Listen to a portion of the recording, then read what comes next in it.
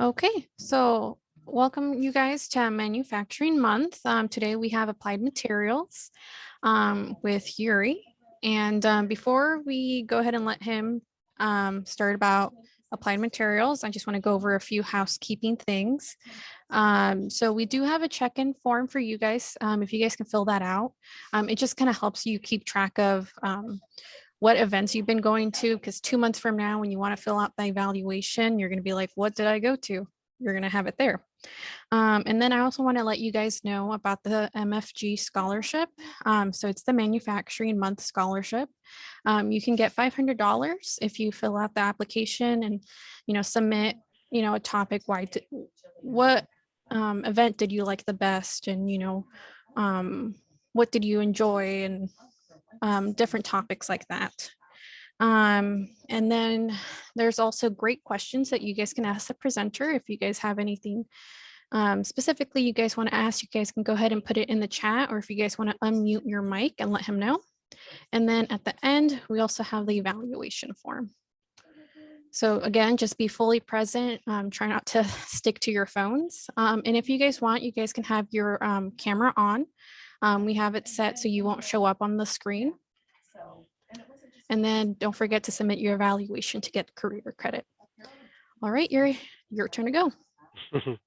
Hey, everybody. Thank you for having me. I already posted a couple links from Applied Materials to the chat, so you can look into that after the presentation, and if needed, I will post them again. So my presentation, just a couple words about what we're going to do today. So my presentation is mostly about the semiconductor industry. I want you to explain what is it, how it started, and where it's going, and what potential opportunities for you there in that industry. And then we will have a section which will be talking about the Applied Materials role in all that environment of the semiconductor industry. And again, we're not so many people today. So if you I have a section divider for the Q&A, but if you have questions during the presentation, just unmute and ask. We'll deal with it, okay? So let's do it. And let me just find the button to share the screen. Okay.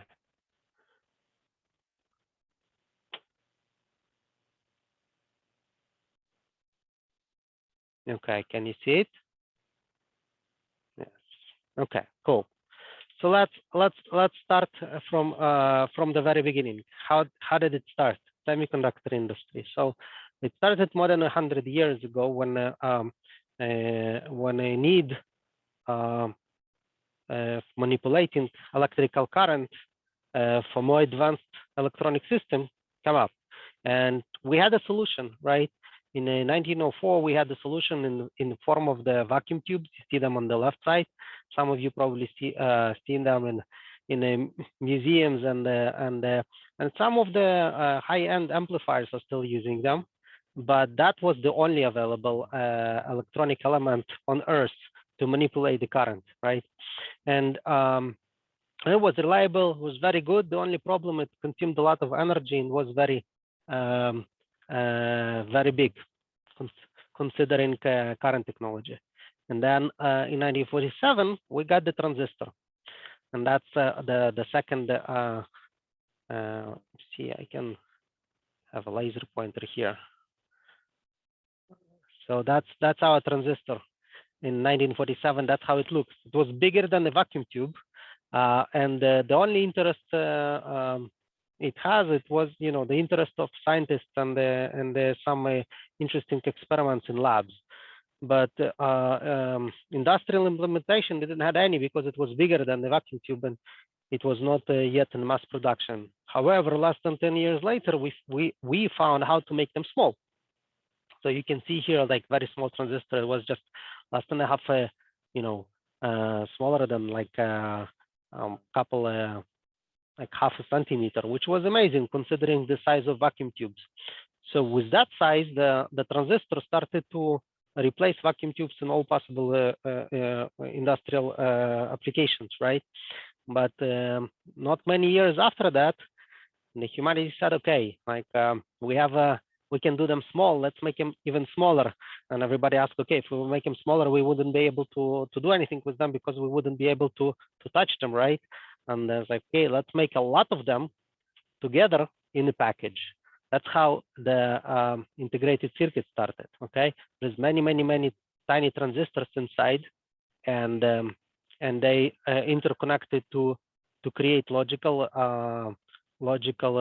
scheme, and we only have these wires outside to interface with it. Okay, so that's how the path of semiconductor industry started.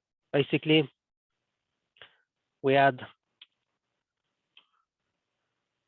will be talking about the Moore's law now. I don't know how many of you already familiar with this term, but we have a transistor, right? We invented the transistor, which is basically the Lego piece of the semiconductor industry.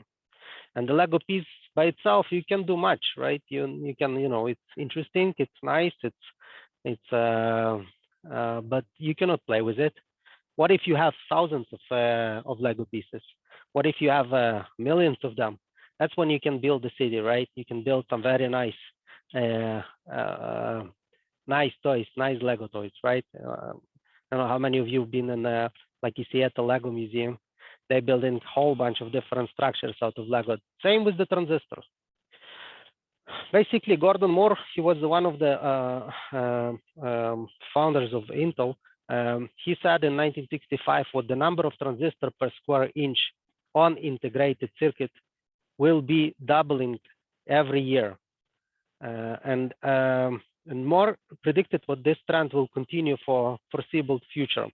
Like we are more than 50, we were like almost 60 years after that, and most of the people still say it's happening. The Moore's law still works, and I will show it to you on the chart. So the bottom of this chart is the year starting 1965, right? And then the y-axis is the transistor count, how many transistors we have inside that small package, right? If you go on the very left of this chart, in the 1970s, we had nice Intel transistors, which had like thousands of the nice Intel microprocessors, which had thousands of transistors inside, right? That was enabler for big industrial computers, okay? But if you will walk this line up, and you see it's actually the straight line, and as more predicted that number of transistors actually double every year, right? You can see where we are right now. So we were around 1,000 transistors. Now we're around tens of billions transistors, right? And that's 2018. Now we're already here, so we are hundreds of billions of transistors in one package. Okay, that's a huge leap. Now, yes, the more is better, but why? Why? Like, and actually, each one of this leap was enabler for new technology. If at the beginning this amount of transistor was first of all very expensive to do, and secondly there was not enough transistors yet. Even 1,000 sounds very much, considering like if you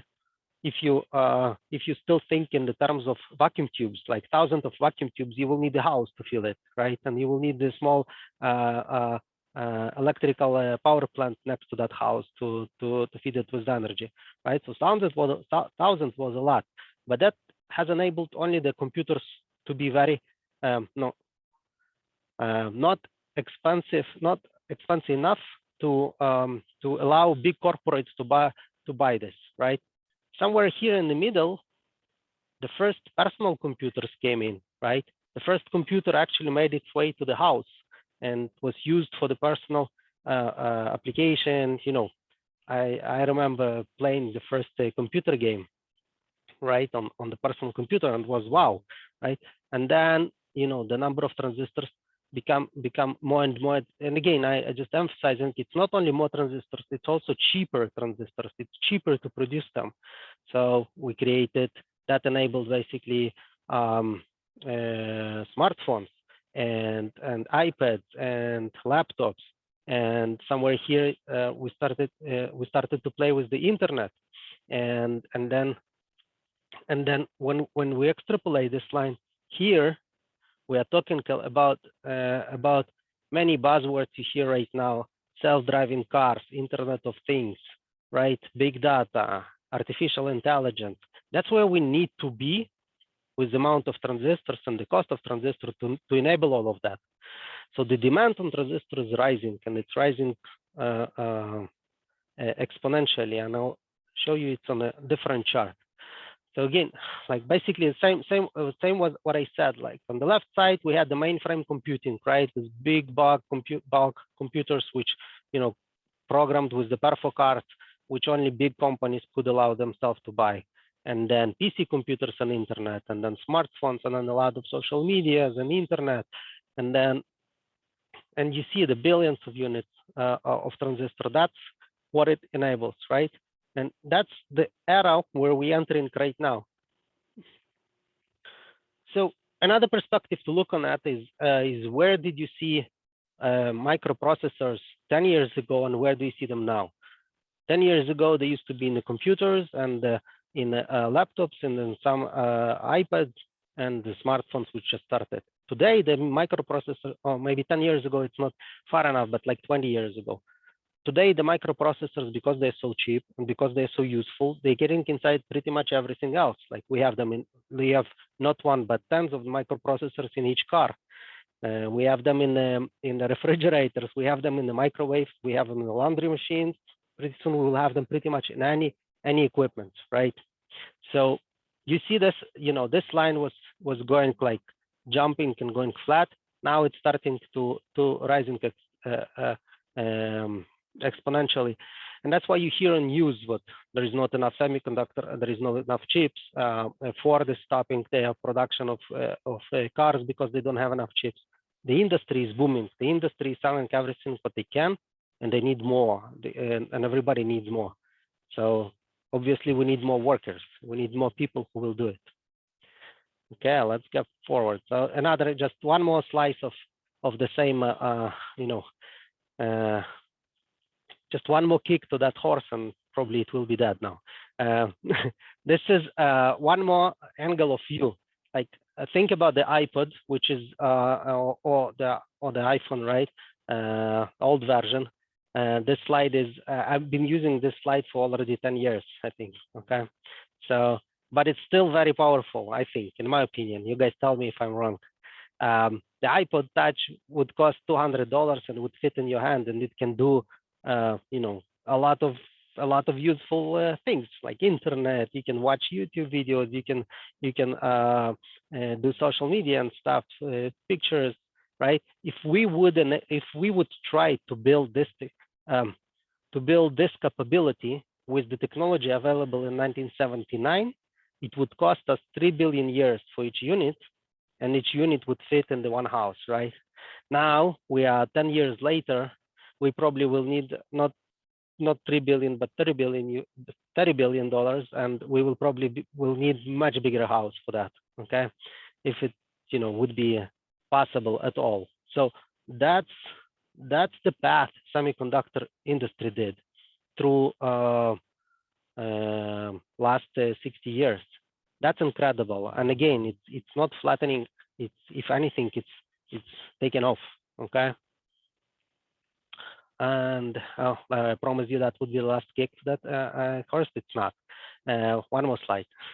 So think about how much content we generate today, every day, each one of us. We take pictures, we post them on the social media, we chat, we copy, we use emails and stuff. So in 2017, now that's people. Now there is also the side of machines which generates data. We have our thermostat in the house, which takes in our smart home, which takes a reading and analyze it and make decisions. It has to store it somewhere. We have security cameras which take pictures and need to store it on some server, so on, right?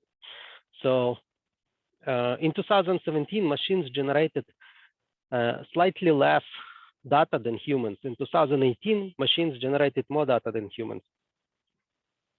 Next year, we forecast what machines will generate 10 times more data than humans do, okay? And that's because of, again, safety and security become more and more accessible. We have this bells, smart bells at each house now, they store data. We have smart vehicles, which needs to generate tons of data on every ride.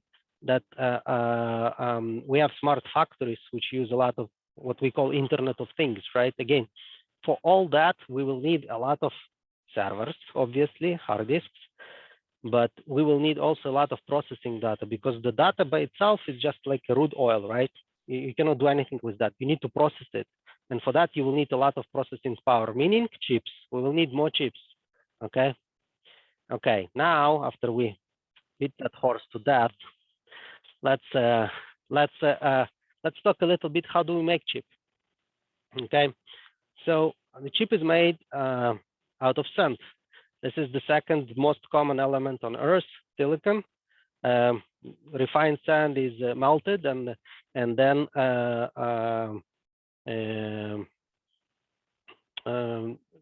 pulled to the cylinder. We call it a ingot. It's polished. It's big, like this, right? Very big, and then we slice it to wafers. And I will show you one. And we have the most of the industry right now is working with 300 millimeter wafers. It's super flat, super accurate. The accuracy is a micron, sometimes nanometers. Okay, this is 300 millimeters, and this is 200 millimeters. Very fragile and again very flat. If I'll put them together, they might stick. Now, you know, in the industry, you're not allowed to touch them with hands. We use cassettes. People should not touch them because once you touch them, you basically ruin them. Each small particle is critical. So once we have those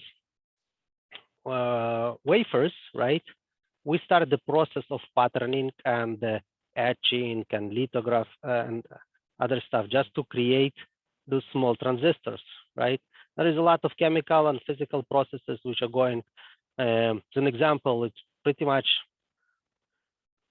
300 plus minus 50 cycles wafer need to go through on different machines. Each machine is very sophisticated, edge of the technology in terms of robotics, software, optic, any discipline you take, and it takes about like a month for the wafer to be built into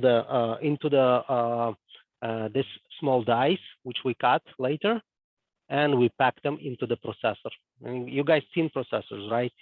I believe, you know, at least few of you have assembled, disassembled the computer at home, so you see the processor, right? That's the package, right? Inside that processor, there is a die which was made out of this wafer. Okay, now this is like maybe 40 years old wafer. Okay, you see those small rectangles. Each one of them is basically processor. And we cut them, then we package them, and you get one Pentium processor, for example. Okay, and you remember that Lego City I showed you at the beginning? So if you would zoom in into this 40 years old microchip, you would see the Lego City inside. Like there is streets and buildings and skyscraper. It's amazing, really. And the more you think about it, what we work on this nano scale, it's amazing what the humanity is capable of doing these things. Okay, so now you know everything about the semiconductor industry. Clean room. I told you at the beginning what you basically, we cannot touch them with hands. We cannot touch wafers with hands. What you touch them with the hand, basically you ruin that, and they are very, very expensive. You remember I told you the 300 cycles. Each cycle is made on different machine. Each machine costs between $1 million to $5 million, and you need to make to upgrade them and or to buy new, because every couple of years you want your chip to be smaller and more powerful, right? So the companies like TSMC, Samsung, Intel, they need to buy new tools every couple of years to upgrade them to supply to the demand of more and more processing power. Okay, So that's why each wafer is super expensive. And if you ruin it, you lost a lot of money. So that's why we work in clean room. Clean room environment is basically it's cleaner than the hospital operating room, where we allow around 10,000 particles per cubic foot of air. In the clean room, class 1, we allowed only 1 particle. Okay, so we need to be much 10,000 times cleaner than the operating room in the hospital, and that's why we work in, we call that bunny suit. We put our bunny suit, we walk through the air shower, and we put our gloves, cover our face, and there were no COVID-related cases in the clean room for the last 2 years. Okay, everything was filtered. Okay, I'll go to the next slide, just to give you guys an option to ask questions. And again, just throw it at me. Don't be shy. We are not so many people, and we have time. How did you get exposed to this industry? Like, what was your way of breaking in? How long have you been working in this industry? Yeah. Good. Thank you, Danny. I started my career in Israel. Applied Materials hired me after I finished my university. I did the bachelor in electronics, and I started as a product support engineer. I have no idea what semiconductor industry is about. I did learn in the university about the semiconductors, but I didn't have the idea, what the Applied Materials tools, what they do. Even the tool I was working on for like 3 years, I still didn't understand how does it fit in all that process. And then my company asked me to relocate to United States and take another position. So I relocated with my family, and I was working here for 3 years as an engineer in charge for certain product only. So out of this 300 tools in the process, I was responsible only for one. And even that was the whole world, like in terms of the complexity, in terms of how much you can learn, how much you can continue to learn. And it got representation in all disciplines, again, software, algorithm, robotics, mechanics, optics, the most advanced optics in the world, different RF RF usage. I don't know, I forgot probably a couple, but yeah, it was super interesting. And then I moved to the managerial position, and in operations management of service, and that's what I've been doing since then. Now, I don't want you to get confused with because I started from saying what I went to the university. We're actually hiring people with less experience, and they advance to the same level. I have my manager started with as a customer engineer. The manager of my manager started as a customer engineer. His manager started as the customer. Basically, the VP of my whole business been a customer engineer a while ago, and I have customer engineers which started with no educational background whatsoever beside the high school. And they, after 5-7 years of their career, they crossed. They've been very successful, hardworking, learning quick. After 5-7 years, they crossed the salary of 6 digits, right? And they didn't have any student loan as well. And we encourage our customer engineers to learn, so they start doing their bachelor degree while they work at Applied Materials, and we pay for the bachelor degree. And I finished my master degree a couple months ago. Applied Materials pay for it completely. So it was a long journey. It was a little bit difficult because I had to do full-time job, everything what is expected from me, and then also to do my homework. So, but again, I don't have any student loan. I actually enjoyed the process because I took it slowly. I took like 1 class in a semester, right? And yeah, hopefully it answered your question then. Okay. Any other questions? Okay. There's a few in the chat. Oh, Okay. Who's your biggest customer? We have quite a lot of customers, and it's been changing all the time because the industry is changing and the market changing.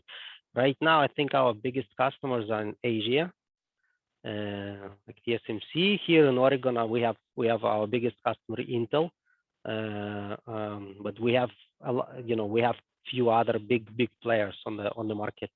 Samsung is very big. Global Foundry is getting bigger. Micron here in the United States, and there are a few smaller players, and there are players which don't have fab, like Nvidia and like Facebook, like Apple, right? But they need chips, so they go to companies as big as Intel or TSMC and ask them to build the chips for them. Okay.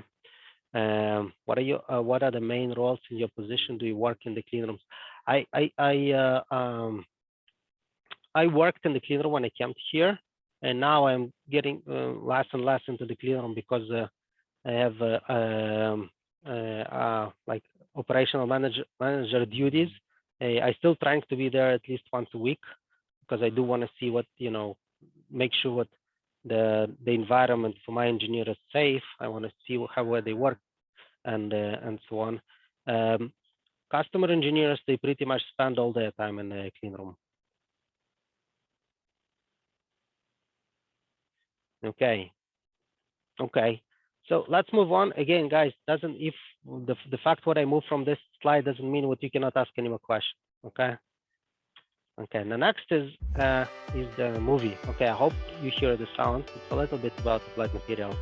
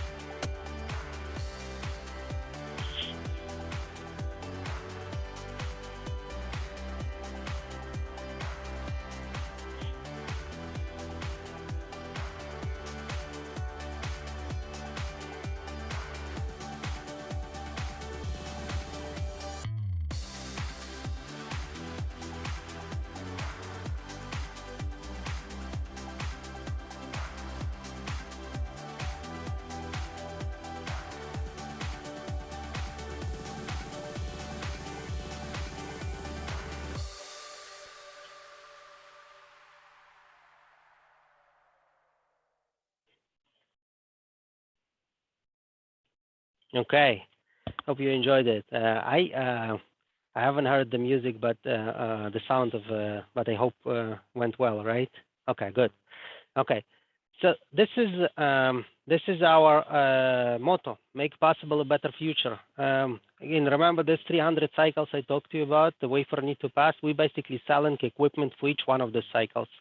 The Applied Materials is #1, is leader in materials engineering solutions. We provide equipment for pretty much any manipulation with the wafer our customers needs to do.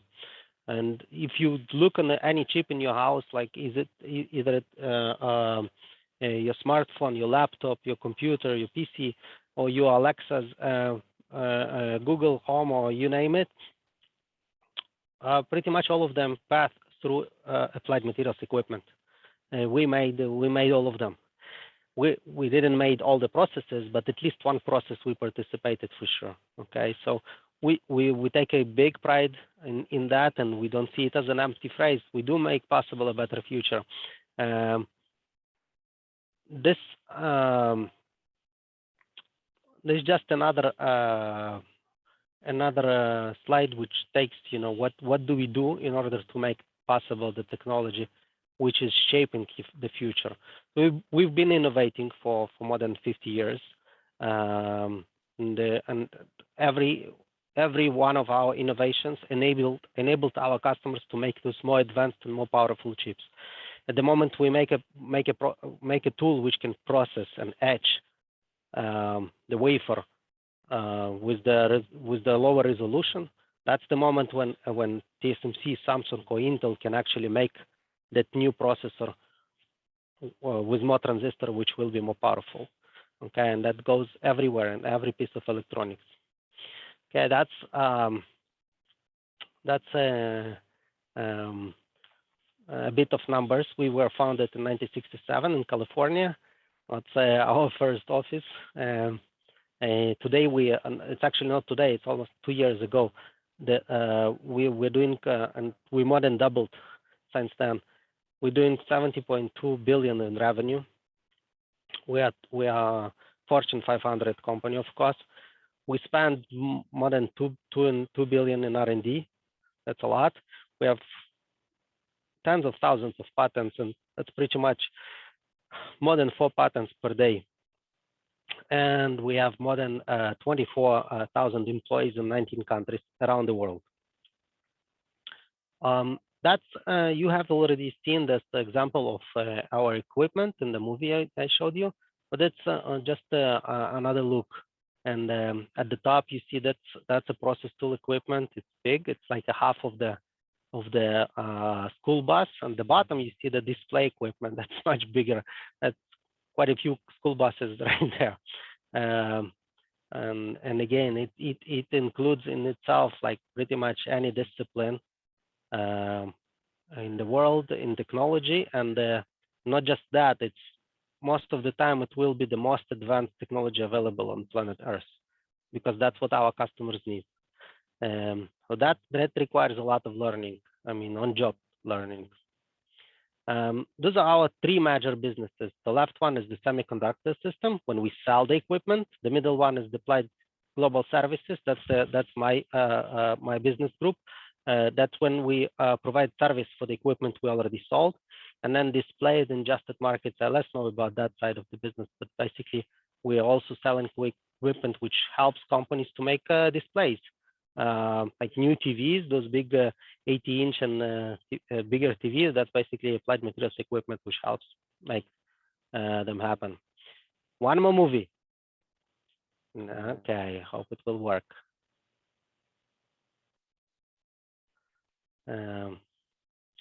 That movie will talk more about the world we work in. Okay, it's very first time I seen it, very much inspired me. So I hope it will have the same effect on you. Sound is okay? We work at the edge of what's possible every day. Others reach into the cold vacuum of space or penetrate the ocean's crushing depths. We plunge down into the unseen world of the nanosphere. Leaving behind dimensions that make sense to our senses, we shrink down tenfold, then by 100, then by 1,000, shrinking again and again to a millionth, to nearly a billionth of a meter. Welcome to the nanosphere. Here, we build and help others build immensely powerful tiny objects like logic chips, and this, a 3D NAND memory chip. It's an entire city built of atoms. So how do we engineer something so incredibly small? Here, the environment is extreme. It's an alien landscape where we sculpt and shape using pressure and temperature.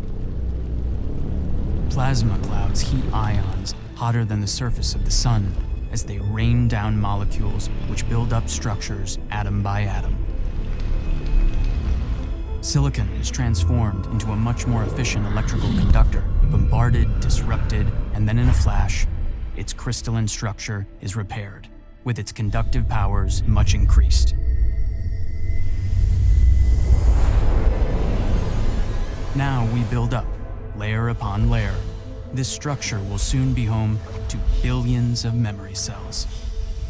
We deposit, remove, and modify materials, stripping back deposits to reveal a giant staircase, which will eventually bring power to our atomic metropolis.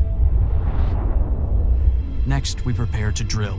However, there's no drill bit small enough for the task, so here we drill with ions. We start by drilling into the protective mask, and then inspect the holes for perfect alignment. Then we drill on down, changing our process to suit each layer. By turning gases into solids, we deposit molecules until the holes are filled. The smallest defects can render the whole chip useless.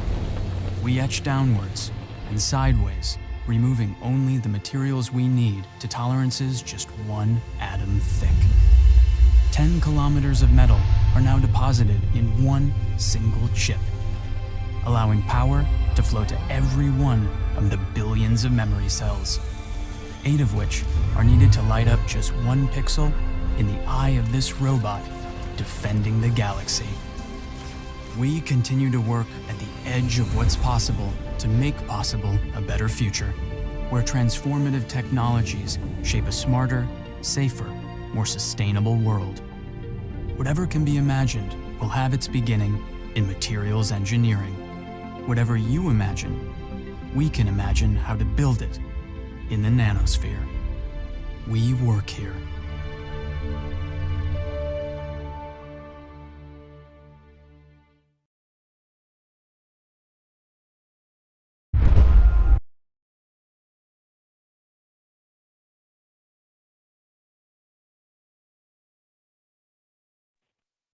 Can you hear me now?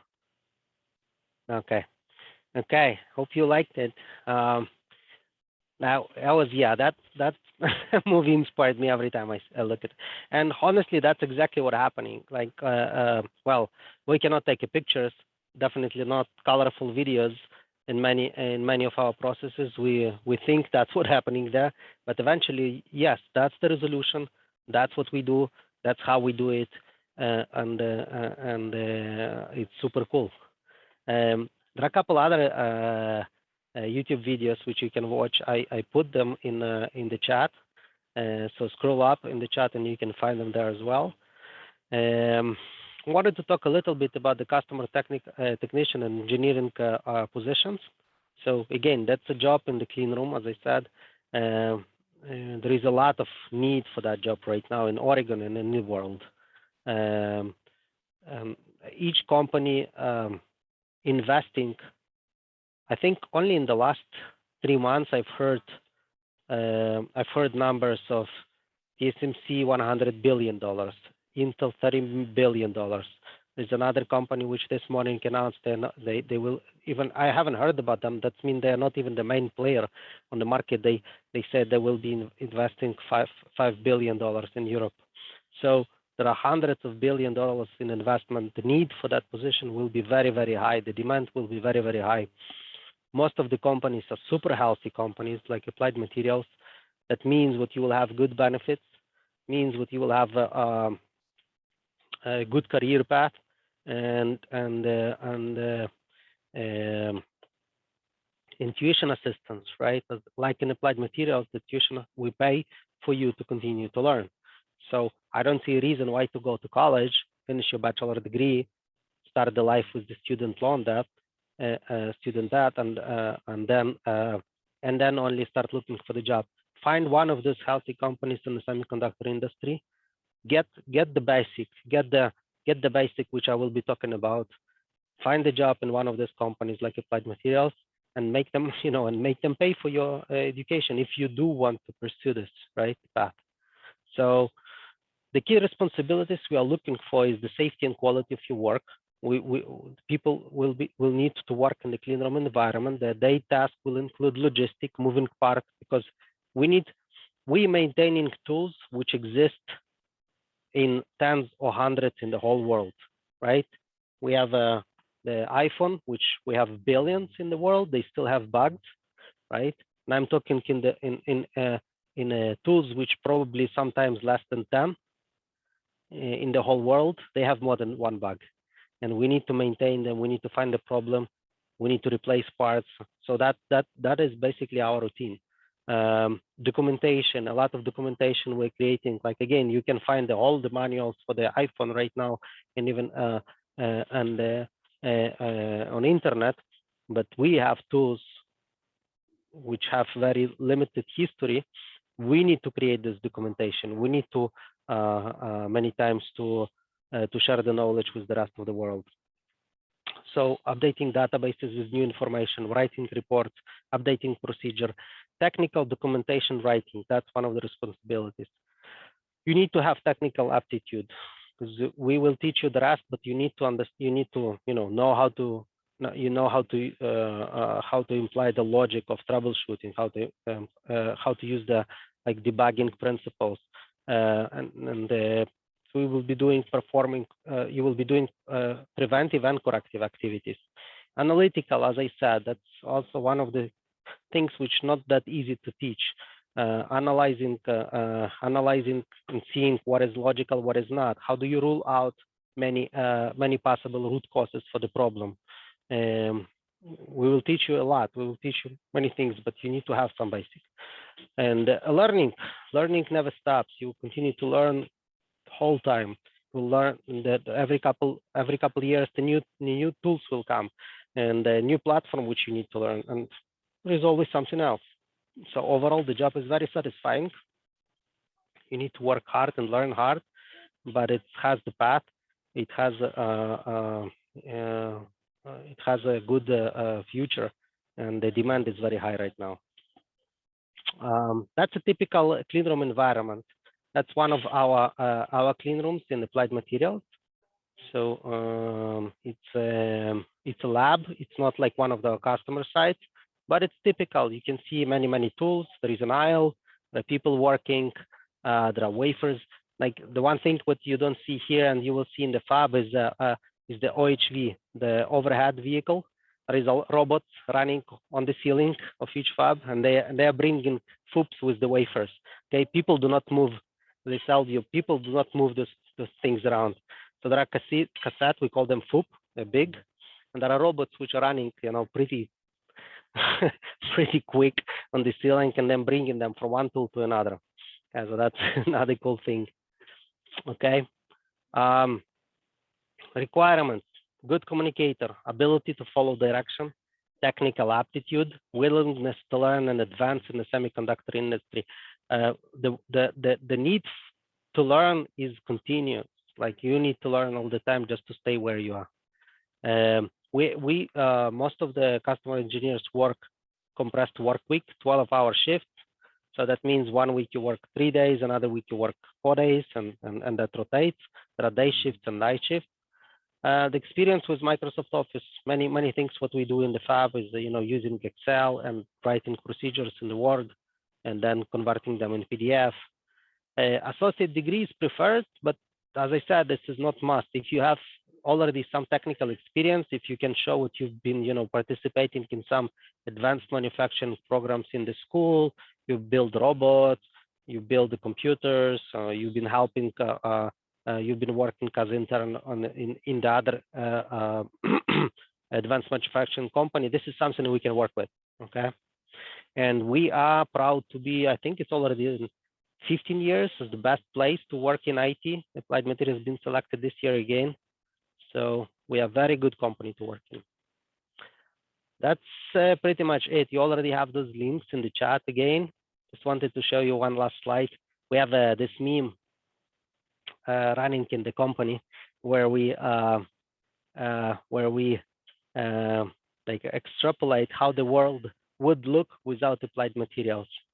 So I collected a couple which I've seen last few months. Like drones without Applied Materials, searching engines without Applied Materials, autonomous vehicles, and artificial intelligence. So we participated in each one of this this size of advancement. That's it. That was my last slide, guys. Again, any questions?